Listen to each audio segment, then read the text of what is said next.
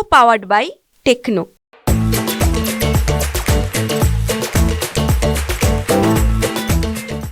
आगामी विधानसभेच्या अनुषंगानं केंद्रीय गृहमंत्री अमित शाह जे आहेत ते भाजपच्या कार्यकर्त्यांचं मनोबल वाढवण्याचा प्रयत्न जे करतायत.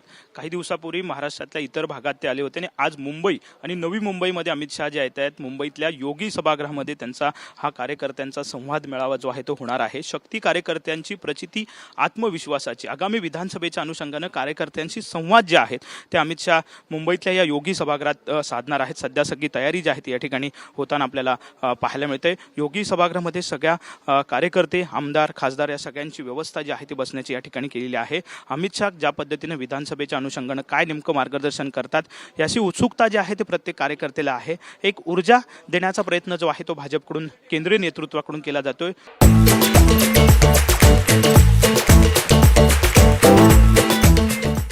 विधानसभा निवडणूक जी आहे ती अगदी डोळ्यासमोर आहे आणि त्यामुळे कार्यकर्ता जो आहे तो पुन्हा एकदा निवडणुकीच्या अनुषंगानं जिवंत झाला पाहिजे. काम कार्यकर्त्याने केलं पाहिजे आणि कशा पद्धतीनं नियोजन आगामी निवडणुकीचं बूथ प्रमुखांपासून पन्ना प्रमुखांपासून कसं असलं पाहिजे या सगळ्याचं मार्गदर्शन जे आहे ते अमित शाह प्रामुख्याने या ठिकाणी आजच्या ह्या संपूर्ण संवाद कार्यक्रमात करणार आहेत. योगी सभागृह आहे दादरचं आणि या दादरच्या योगी सभागृहामध्ये हा कार्यक्रम जो आहे ते ठेवण्यात आलेला आहे. एक नंतर अमित शाह जे आहे ते या ठिकाणी दाखल होतील आणि कार्यकर्त्यांना संबोधित जे आहे ते करणार आहेत. पुन्हा एकदा राज्यामध्ये सत्ता आणण्यासाठी विधानसभेवरती पुन्हा एकदा भाजपचा झेंडा फडकवण्यासाठी कार्यकर्त्यांनी कसं झटलं पाहिजे याचं मार्गदर्शन जे आहे ते स्वतः अमित शाह केंद्रीय मंत्री जे आहे ते देणार आहेत आणि सगळी तयारी या अनुषंगानं या योगी सभागृहात साहजिकच पाहायला मिळते. आणि मुंबईसारखा गड जो आहे तो राखण्यासाठी जास्तीत जास्त आमदार कशा पद्धतीनं निवडून आणता येईल याचा प्रयत्न जो आहे तो या ठिकाणी केला जाणार आहे.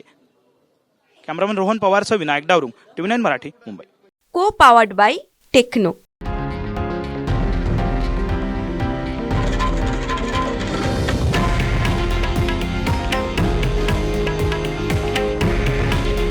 हे आहे देशातील नंबर 1 न्यूज नेटवर्क आणि आपण पाहत आहात TV9 मराठी.